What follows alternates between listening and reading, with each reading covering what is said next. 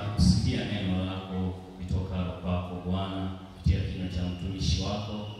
Tunakusihi Mungu wetu, Bwana, upate sasa kutusaidia tunapoketi, kinywa cha mtumishi wako kikatumike sawa na kusudi ambalo umekusudia asubuhi ya leo. Kusanyiko lako likapate kupokea ambalo ni kusudi lako. Asante Mungu wetu, kwa sababu tunaamini ya kwamba Jehova utakwenda kuvuvia Roho wa Mtakatifu akimwongoza kusema sawa na kile ambacho Mungu umekusudia tukapate kusikia. Baba Mtakatifu, neema yako Bwana imfunike mtumishi wako, hata macho yake Baba yanapoangalia na hata anaposoma neno lako Baba Mtakatifu, yakalete heshima, sifa na utukufu ni wako peke yako. Mungu wetu, tusaidie Baba wa mbinguni, kusanyiko hili Baba ukalifanye kuwa ulisi wako, na hata tunaponyamaza mbele zako Mungu kusikia neno lako ni katika ile hali ya unyenyekevu na kicho. Sifa na utukufu ni wako, katika jina la Yesu naomba na kushukuru. Amen. Kwa njia ya msalaba, mahala ambapo Bwana Yesu Kristo alipata mateso, kusulubiwa na hata kufa, lakini akazikwa na akafufuka. Ishara ya msalaba kwetu sisi ni uweza uletao wokovu kwa kila mtu anayeamini. Na sasa Mungu wa uzima, familia pamoja na mtumishi wako Mzee Shadraka Monga walifikiria kuleta alama ya ishara ya Injili itakayokuwa ikitukumbusha kila siku tunapokuwa kanisani kwamba kuna mmoja aliyeteswa kwa ajili ya maisha yetu, kuna mmoja aliyesulubiwa msalabani kwa ajili yetu. Na ishara hii Baba tunaiweka mikononi mwako. Utakwenda kubariki msalaba huu, ukafanyike ishara, alama ya watu wanapoutazama kujua kwamba Kristo uliteswa kwa ajili yetu. Bwana, pokea sifa na utukufu kwa ajili ya mtumishi wako. Mbariki sasa kwa gharama alizozitumia na kila jambo alilolifanya kwa ajili ya kazi hii, na kila mmoja atakayemtukuza Bwana kwa ajili ya kazi hii. Baba, baraka hizo zikarudi kwa Mzee Shadraka Monga pamoja na familia yake. Umbariki na ubariki kazi aliyoitoa. Kwa jina la Yesu, wewe ni Bwana Mwokozi wa maisha yetu. Amina. Kwa Bwana. Kuna chombo hapa cha kutumia, unaweza remote control, unaweza ukasema. Ya kwanza, sura ile ya 18 na ule mstari wa 41 hadi 46. Wafalme wa kwanza mstari wa 10, sura ya 18 mstari ule wa 41 hapa ule mstari wa 46. Sasa mahali hapa, kabla sijasoma ninaweza nikasema haya. Tangu mwaka 2025 uanze, miezi mitatu imeisha. Miezi mitatu hiyo sawa sawa na robo mwaka. Robo mwaka.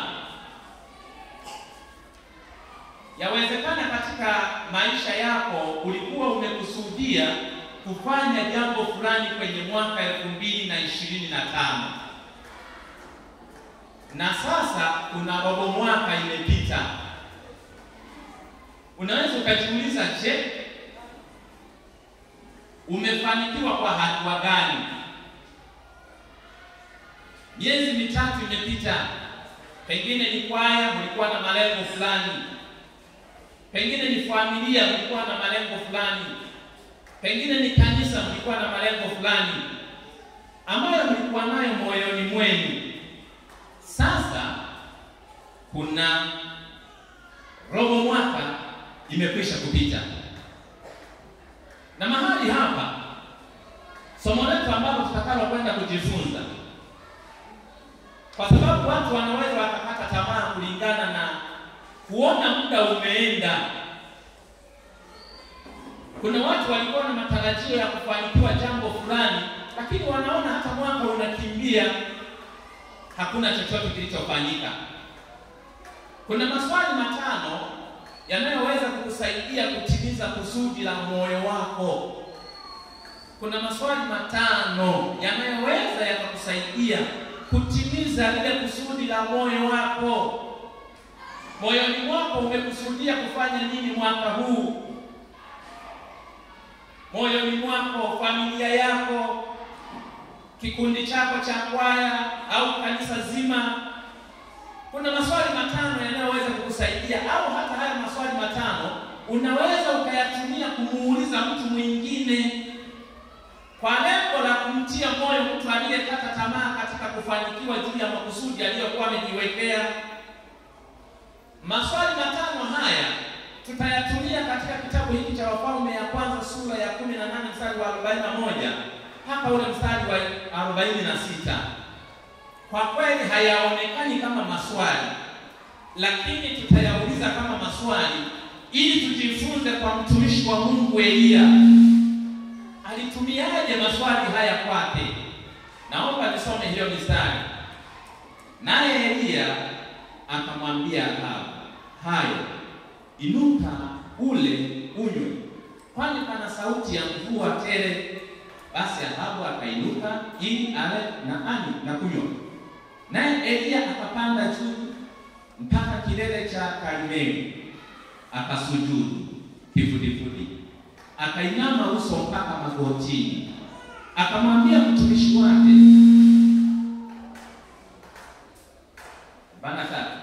akamwambia mtumishi wake, kwea sasa utazame upande wa bahari.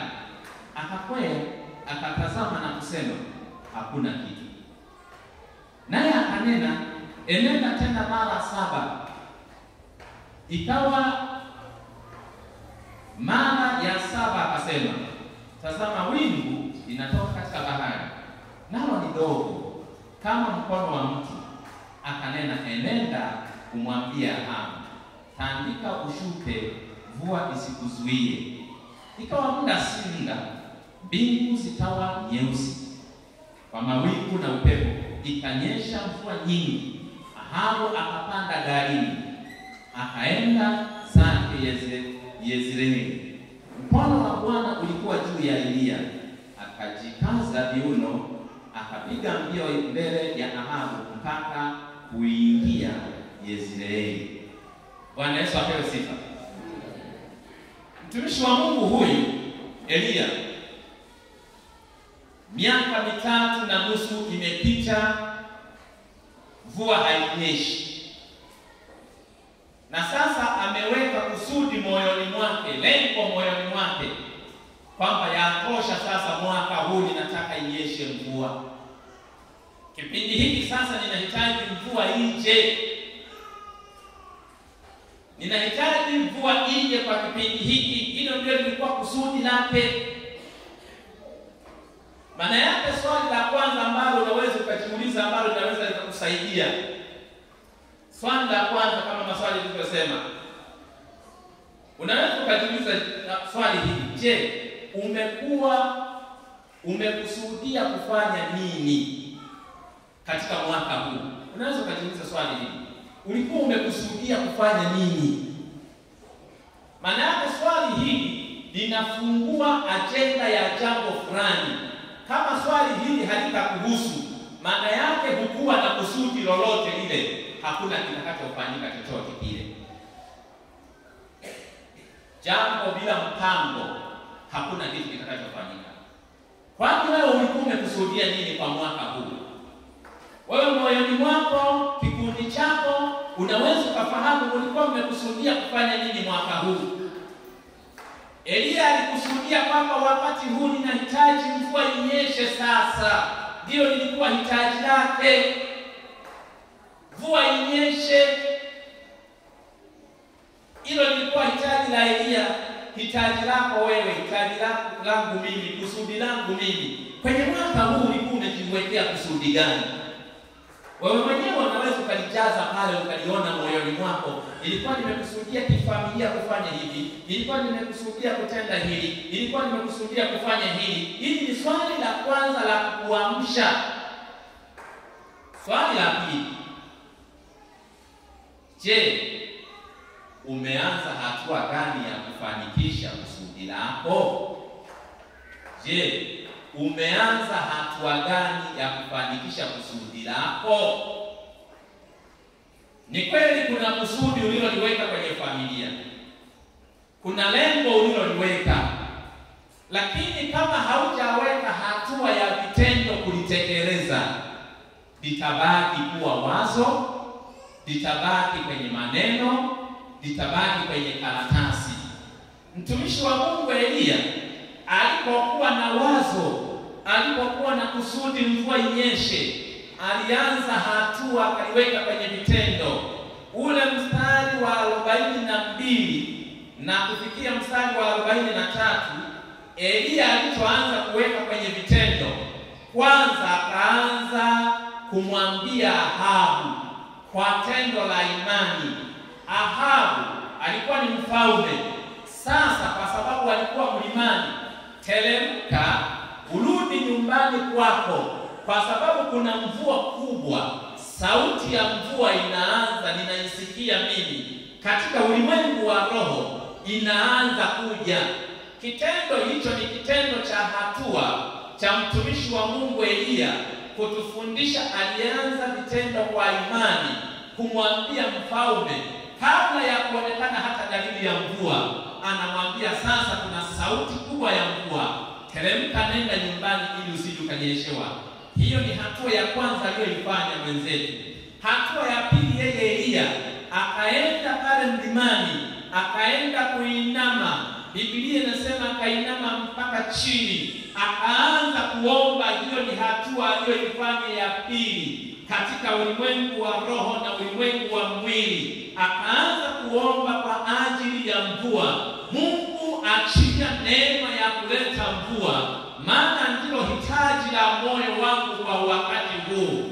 Hatua ya tatu aliyoifanya alipokuwa akiomba, kwa kuwa alikuwa na mtumishi Gehazi aliyokuwa kumsaidia, ikabidi amtume, hebu nenda ukaangalie kule eneo la bahari, uone kama kuna jambo lolote lile, uone kama kuna dalili ya mvua yoyote ile inayojitokeza. Ni kweli Gehazi akaenda. Ni kama hatua ya tatu katika utekelezaji, kuhakikisha kila alichokikusudia kinawekwa kwenye vitendo, halafu Mungu aweze kukijibu sawa sawa na haja ya moyo wa mtumishi wa Mungu. Bwana Yesu apewe sifa. Kwa hiyo kuweka hatua kwenye maamuzi, kwenye kusudi lako ni sehemu ya muhimu kabisa. Tukiungana na mtumishi wa Mungu Elia, aliweka hatua kwa ajili ya kufanya utekelezaji. Hatua tatu alizifanya. Alimwambia Ahabu teremka, alienda kuomba, alafu alimtuma mtumishi wake aangalie kama kuna dalili ya mafanikio yoyote yale. Bwana Yesu apewe sifa. Hilo ni swali la pili. Je, umeanza hatua gani ya kufanikisha kusudi lako? Kama hakuna hatua yoyote ile, usitegemee kupona kama ni hitaji la kupona. Usitegemee kupata ajira kama ni hitaji la ajira. Usitegemee fanikio lolote lile. Hilo ni swali la pili. Swali la tatu mahali hapa tunalijifunza. Je, umefanikiwa kwa kiwango gani? Umefanikiwa kwa kiwango gani katika hitaji au lengo lako? Kwa mfano, sasa hivi ni mwaka 2025, miezi mitatu imepita. Kama ni kwaya ilikuwa na malengo ya kufanya jambo, je, robo mwaka mmefanikiwa kwa kiwango gani? Kama ni familia mlikuwa mmekusudia kufanya jambo fulani kwenye mwaka huu, je, robo mwaka imepita, kiwango gani cha mafanikio ambacho mnakishuhudia? Unaweza mkamwambia Mungu asante, hata kwa kiwango hiki tumefanikiwa. Ni kwa kiwango gani ambacho pengine kwenye familia au wewe binafsi? Mtumishi wa Mungu Elia alikuwa ameweka lengo la kuomba, ilibidi aweze kutumia swali hiyo na kuliwekea katika vitendo na kulipa majibu. Umefanikiwa kwa kiwango gani? Mtumishi wa Mungu, kabla ya kukwambia hapo viwango vya mafanikio, kuna viwango vitatu mimi niongeze na cha 4. Sasa wewe utapima kwamba jambo ulilolikusudia liko kwenye kiwango gani kati ya viwango hivi.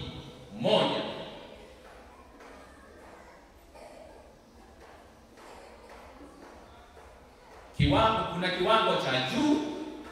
Je, umefanikiwa kwenye kiwango cha juu? 2, kuna kiwango cha kati, kwamba nimefanikiwa kwa kiwango cha kati, kwa maana ya kwamba wastani. 3, umefanikiwa kwa kiwango cha chini. Na cha 4 ninachoongeza, kiwango cha 4 au hakuna kabisa ulichofanikiwa. Nacho ni kiwango. Sasa lazima katika maisha hata ya imani unaweza kupima kwamba je, nimefanikiwa kwa kiwango kipi? Kwa kiwango cha juu kama nilivyokuwa ninategemea, kwa kiwango cha chini au cha kati, kiwango cha kati, cha wastani au kiwango cha chini, au hakuna kabisa. Wapo na wengine hivyo, nilikuwa nimekusudia kwa kweli mwaka huu kujenga kabisa, lakini robo mwaka imeisha sijafanya lolote. Tulikuwa tumekusudia kabisa kwaya yetu mwaka huu tufanye sijui nini, lakini robo mwaka imeisha hakuna lolote. Nilikuwa nimekusudia kabisa mwaka huu nijitahidi katika elimu yangu angalau niwe ninapata hata A katika mitihani, robo mwaka imeisha. Kiwango gani? Mtumishi wa Mungu Elia, soma katika ule mstari wa 43 na kuendelea kidogo, akawaambia mtumishi wake, kwea sasa utazame upande wa bahari. Akakwea akatazama na kusema hakuna kitu. Anahitaji apime kiwango. Elia, nimefanikiwa kwa kiwango gani tangu nimeanza kuomba? Anaangalia baharini, mtumishi wake akaleta jibu kwamba hakuna kitu. Ni jibu linalokatisha moyo sana. Ni jibu ambalo yawezekana hata kama ulikuwa umefunga kwa siku 40 na sasa labda uko siku ya 10, unaweza ukaanza kujiuliza, nafikiri nisipunguze ili nianze kufanya kazi nyingine. Hakuna kitu. Hakuna kitu. Mtumishi wa Mungu kiwango hiki alikipata ni kiwango afadhali wewe ambaye pengine unaona kuna dalili. Sasa huyu linakuja jibu la kiwango kwamba hakuna kitu. Hakuna kitu. Sasa kiwango hicho cha hakuna kitu, bado mtumishi wa Mungu hakuvunjika moyo kutokana na kiwango hicho. Bwana Yesu asifiwe. Jambo la kumshukuru Mungu katika kiwango chochote kile ambacho umekipata, kinachotakiwa wewe usikate tamaa tu. Bwana Yesu apewe sifa. Usikate tamaa hata kama hakuna kitu. Jenga imani ya kwamba kuna siku Mungu ataniwezesha, kuna siku Mungu atanisaidia na nitafanikiwa. Bwana Yesu apewe sifa. Hata tukimpa Bwana makofi na vigelegele ni jambo ambalo la kufanya. Ndio. Usikate tamaa, usivunjike moyo, usiaishe moyoni. Usije ukaona kwamba hapa nimechoka. Mimi mwenyewe niliwahi kuwapa ushuhuda kidogo. Niurudie tena ushuhuda huo. Nilipoenda kufanya interview Makongoro kwa ajili ya kuingia kusoma chuo cha Biblia Malimbe, ili kuingia kwenye utumishi. Kweli moyo wangu utumishi ulikuwa ninapenda nimtumikie Mungu. Anajua rafiki yangu amejitambulisha yuko pale. Nimeenda sasa kwa bahati mbaya, mmoja wapo akawa ameniambia, ndugu, kwenye interview huwa hatukai kwenye kiti. Ukikaa kwenye kiti unashindwa. Sasa nikakaidi sasa. Kumbe dawa ni hiyo tu. Hawataniona ninakaa kwenye kiti. Ninaingia, ninamkuta askofu yupo, sofa imewekwa pale, ninakaribishwa kwenye kiti. Moyoni mwangu nikajua ni ule mtego wao nilioambiwa. Kwa hiyo hapa ni kugangamala, ni kusimama imara, sitikisiki. Nikasema hapana, sitakaa kwenye kiti mniulize nikiwa nimesimama. Katibu wa dayosisi akaniangalia, askofu akaniangalia, ni jana, nilikuwa kijana mdogo sana kile. Kaa ili tukuulize.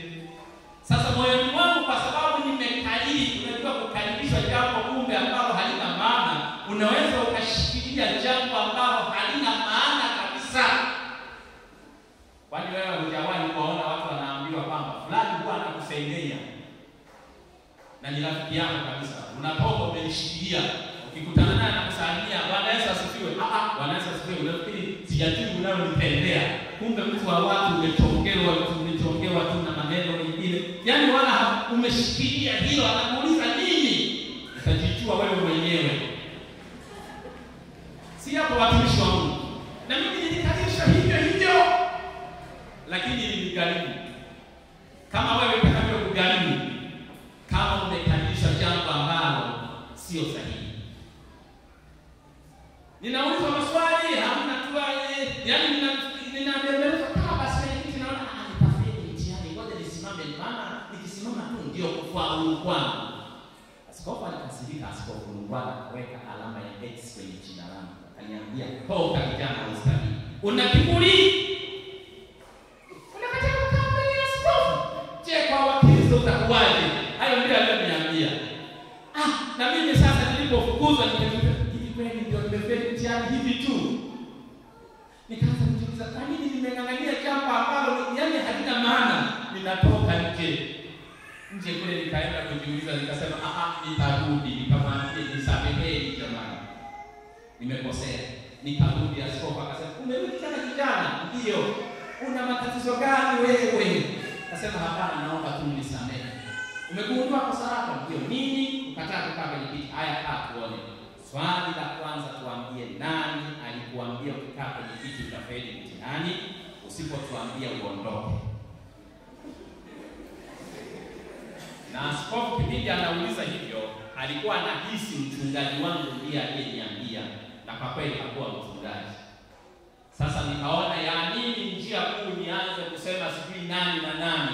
Nikamwambia baba askofu, sihitaji kujieleza sana ni nani na nani, ninaomba tu nimekosea unisamehe. Kutuambie ni nani. Nikasema baba askofu, ni mimi, matatizo yangu unisamehe. Wakatazamana wao kwa wao, alafu wakaanza kuuliza maswali. Ilikuwa ni interview ngumu kweli, lakini kwa neema ya Mungu askofu alisema, wewe na yeye akawa mtumishi wa Mungu, acha tumwache. Bwana Yesu asifiwe. Kwa hiyo katika swala hili, je, umefanikiwa kwa kiwango gani? Jibu linaweza likakuvunja moyo, hakuna kama nilivyovunjika moyo mimi. Lakini kumbe pamoja na hivyo, ukiona kwamba pamoja na kwamba hakuna, nilipogundua hakuna, Mungu nisaidie, nia yangu wanijua, hata mahala nilipotoka Mungu wangu wanijua, nisamehe, ninakwenda kuomba msamaha, sitasingizia mwingine, bali ni tatizo langu mimi binafsi. Sasa wewe tatizo lako kikwamo unaanza, si hata fulani, yaani wasingekuwa hao tungelifaulu mno. Yaani jiangalie wewe umefeli kwa sehemu gani. Mtumishi wa Mungu anaambiwa hakuna kitu kiwango hicho, lakini alipoambiwa hakuna kitu akasema, Elia mtumishi wangu, Elia yule mtumishi wake, na Elia akabidi amwambie ile kazi, nenda ukarudi mpaka safari 7. Ukirudi mpaka safari 7 unipe majibu, utakuwa unakuja unaenda, mimi ninaendelea kuomba, unakuja unaenda, mimi ninaendelea kuomba, unakuja unaenda, mimi nitaendelea kuomba mpaka safari 7 zitimie, mpaka kile kiwango kinipe baraka. Bwana Yesu apewe sifa. Hilo ni swali la 3. Swali lingine la 4 ambalo unaweza kujiuliza, je, umechukua uamuzi gani kutokana na mafanikio yako? Swali la 4 hilo. Je, umechukua uamuzi gani kutokana na kiwango cha mafanikio yako?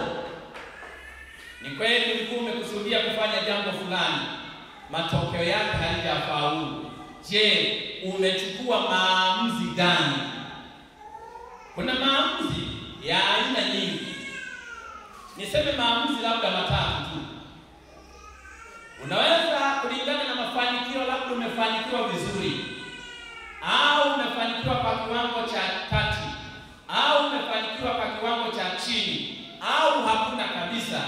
Sasa walio wengi huwa wanaangukia kwenye maamuzi haya yafuatayo.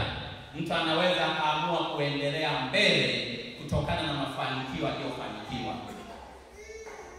Mtumishi wa Mungu pamoja na kuambiwa hakuna, bado hakukata tamaa, akasema wewe rudi tu mpaka mara 7, mimi nitaendelea kusonga mbele katika maombi. Pamoja na mafanikio ya kwamba hakuna kitu, lakini mimi nimeamua kuendelea mbele. Je, yale mafanikio yako hayo umeamua maamuzi gani? Wapo watu wanaoamua kuahirisha kabisa au kuacha. Sasa kutokana na kiwango cha chini sana, kutokana na kwamba hakuna chochote, basi nimeamua kuacha na niahirishe. Hakuna haja ya kunani.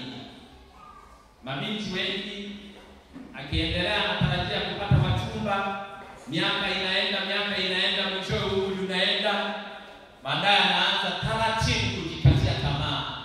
Nafikiri ule muda wa kuchumbiwa umeshapita. Sasa ni mimi mwenyewe kujitamtia kwa juhudi yangu, kwa nguvu yangu, kwa namna yote. Na ndio maana unaweza kumuona hata nguo anaanza kubadilisha. Alikuwa binti mzuri, anajitunza vizuri, mara inavaliwa suruali inayofanana na soksi, inayofanana na sweta. Mara leo anapita ameshona nguo inayoonyesha fundi kasahau huku nyuma kushona. Ni kwa sababu tu amejikatia tamaa, anaona ngoja nianze kusaka kwa namna nyingine tena. Na bahati nzuri kila mtego huwa unanasa watu wake. Hata vijana wa kiume nao ndivyo hivyo, wanajikatia tamaa. Sasa ninaona hapa sasa hela sipati, mali sipati, ili kuchumbia na nini, inabidi hapa hamna. Ngoja tu nianze kutumia njia za hapana. Maana umri unaenda na watu kimwangalia, naweza kaanza kusaidiwa. Na siku moja niliambiwa na mtumishi wa Mungu, kwa kukaniwa akili, unachelewa kuoa msalaba. Yule unayetegemea kuchumbia unaweza kufika, umeenda kuchumbia halafu anakusalimia, babu shikamo, ukasema kama nimekuja kuchumbia. Tunaweza kaahirisha, maana yule unayetegemea salamu ya kwanza, babu shikamo, maana yake amekuona kiwango ulichonacho pale, wewe ni babu. Utasema ajenda yako tena hapo. Naweza kusema samani nilikuwa nimekuja tu kuwasaidia familia hii inaenda, alafu naenda kikao, naenda kulia na kujuta kwamba sasa nitakalokuwa na yule. Lakini kumbe inategemea katika maisha yako. Mungu anatufundisha kupitia Elia, hakukata tamaa.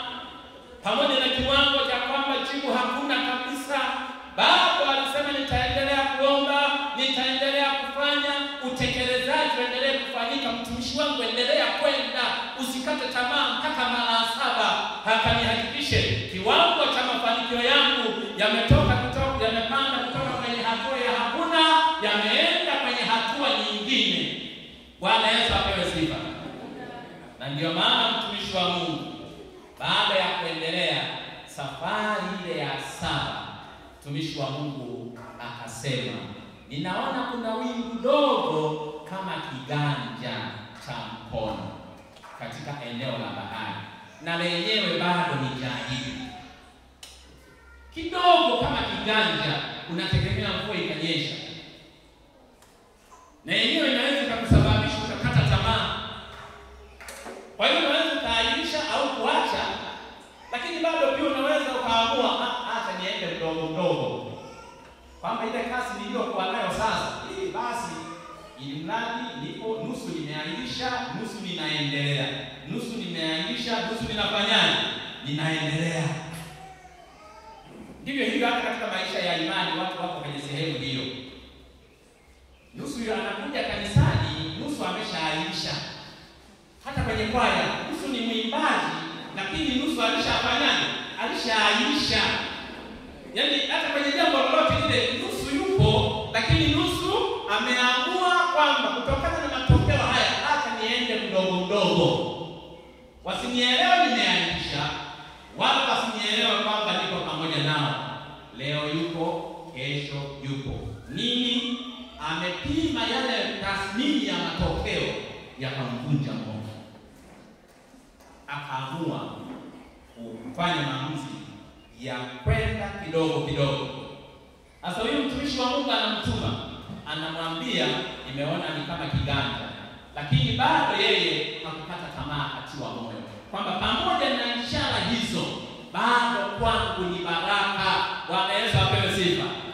Pamoja na mafanikio madogo ulionayo mtumishi wa Mungu, hayo yatumie. Imani ndogo ulionayo hiyo itumie. Mafanikio kidogo ulionayo katika kusudi lako, hayo yatumie, kwamba Bwana, nina imani wewe utakwenda kutenda kama ulivyokusudia. Bwana Yesu asifiwe.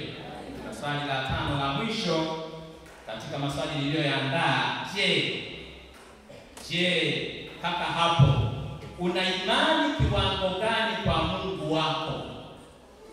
Yaani mpaka hapo sasa matokeo ulionayo yawe matokeo ya juu, yawe matokeo ya kati, yawe matokeo ya chini, yawe matokeo ya hakuna kitu. Una imani kiwango gani na Mungu wako? Je, bado unamtegemea? Je, bado unamtumaini? Je, bado una imani ya kwamba Mungu atatenda? Bado alikuwa na imani na Mungu kwamba Mungu atatenda tu. Mungu atatenda tu. Haijalishi matokeo ni madogo, lakini nina kiwango kwamba Mungu atatenda. Imani yake yangu juu yake, hata nisipofanikiwa, hainipunguzii mimi kumwamini Mungu kwamba atatenda. Kutokufanikiwa na kufanikiwa usikupunguzie imani kwa Mungu. Maana hata kule kufanikiwa, ukifanikiwa sana unaweza kujivuna tena na kumuona Mungu ni wa mwisho, wewe ndio wa kwanza. Ili bado pia unaweza kwenye kiwango kutokana na hivyo. Wengine wapo wanaoweza wakasema kwamba sijui kama Mungu atanisaidia. Wengine wanafikia hatua hii, yaani kwa hatua hii sijui kama Mungu atanisaidia kabisa. Yaani una imani gani juu ya Mungu katika kufanikiwa kwako? Wengine una imani ya kwamba hapa sasa sijui. Kiwango hiki sio kizuri. Maana sisi tunatakiwa kuwa na uhakika tu kwamba Mungu atafanyaje? Atatusaidia. Kiwango kingine ni kule mtu kujiuliza au kusema sina uhakika kama Mungu analijua kusudi. 45 sisi tunasoma kwa wakati wako, pamoja na kuambiwa ya kwamba sasa amepewa matokeo la kwanza kwamba hakuna kabisa dalili ya mvua, baadaye akaambiwa kuna wingu dogo, bado alikuwa anamwamini Mungu atatenda. Na ndio maana akaendelea kumhimiza mtumishi wa Mungu na mfalme kwamba anamuhimiza sasa, teremka, mvua inashuka. Kile nilichokiomba ninakwenda kukipokea. Mtumishi wa Mungu anajenga imani na yeye anaamini, anaanza kuteremka, na ndipo mvua ilianza kunyesha, ilianza kushuka sawa sawa na kusudi na lengo la mtumishi wa Mungu alilokuwa amejiwekea. Kwa hiyo kutimiza malengo na makusudi yako yanaenda kwenye mstari wa imani, lakini lazima uwe kuna jambo ulilolikusudia, lazima uwe na hatua ambayo utakuwa umeianza kwa ajili ya kufanikisha lengo lako. Lazima mafanikio, lazima upime kwamba je, nimefanikiwa kwa kiwango gani? Je, kiwango hicho kinakutia moyo au kinakuvunja moyo? Lakini ninakusihi kiwango chochote kile wewe kisikuvunje moyo, badala yake uendelee katika imani. Bado pia waweza kujiuliza, je, una maamuzi gani sasa kulingana na kiwango? Maamuzi yaliyo mazuri ni yale ya kusema bado Mungu atabaki kuwa Mungu kwako, bado Mungu atabaki kuwa Mungu kwangu. Haijalishi sijafanikisha kile nilichokikusudia, lakini bado atabaki kuwa Mungu. Lakini bado pia swali la 4, je, una imani kiwango gani juu ya Mungu wako katika mapito unayopitia? Bado kiwango chako kinahitajika kuendelea kupanda, kwa maana ya kwamba Kristo yuko pamoja nawe. Alisema sitawaacha. Msalaba unaotuonyesha siku ya leo mahali hapa ni injili tosha ya Yesu Kristo, ambaye hakukata tamaa. Siku aliyozaliwa watu walianza kumtafuta kumuua, ameendelea kuishi, amelisha watu mikate, watu wakatafuta kumuua, ameendelea kuwahudumia watu mpaka wanampeleka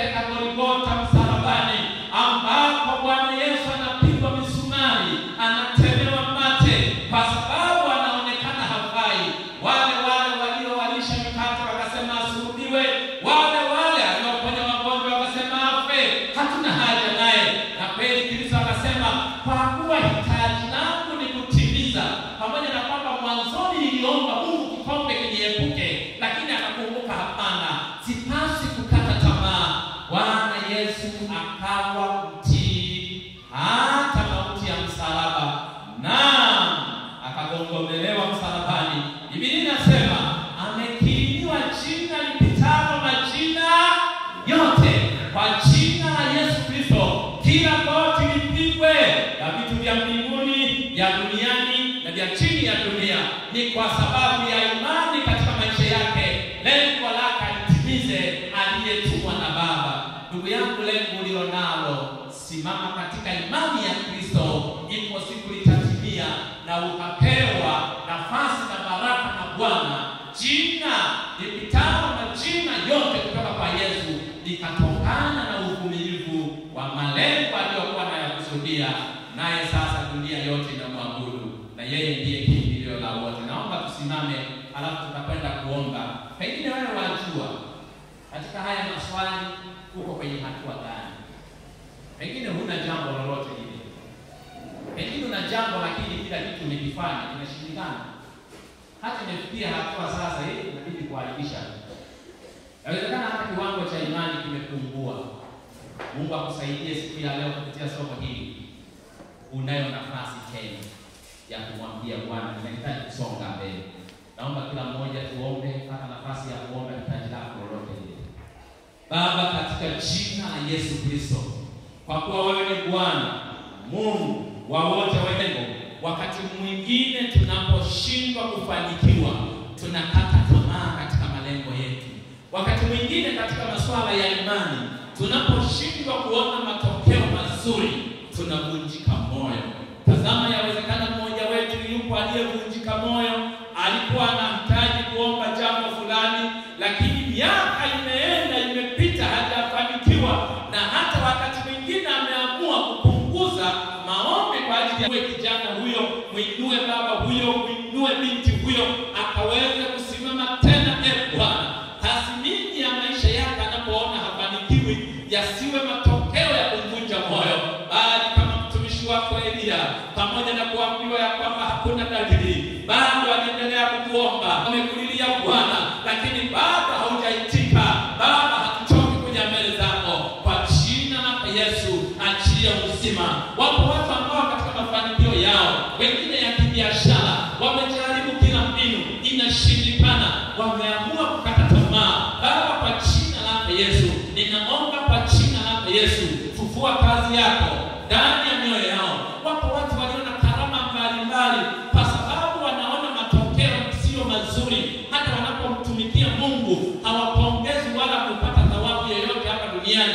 Baba, kwa jina la Yesu wameamua kupunguza na kutokuitumia karama zao. Baba, ninawaombea waamshe, watambue ya kwamba wewe Baba ni Mungu wao, uko pamoja nao. Baba, katika jina la Yesu, kwa kila mmoja katika hitaji lake, ewe Mungu tusaidie kusonga mbele katika maisha ya imani, tusaidie kufanikiwa katika mipango tulionayo kwa sababu ya injili yako Kristo. Kama wewe Kristo ulifanikiwa, ndivyo hivyo na sisi tutafanikiwa, kwa kuwa tumeomba na kuamini kupitia jina la Mungu Baba na Mwana na Roho Mtakatifu. Amina. Tumpe Bwana na kipindi hicho wa sifa.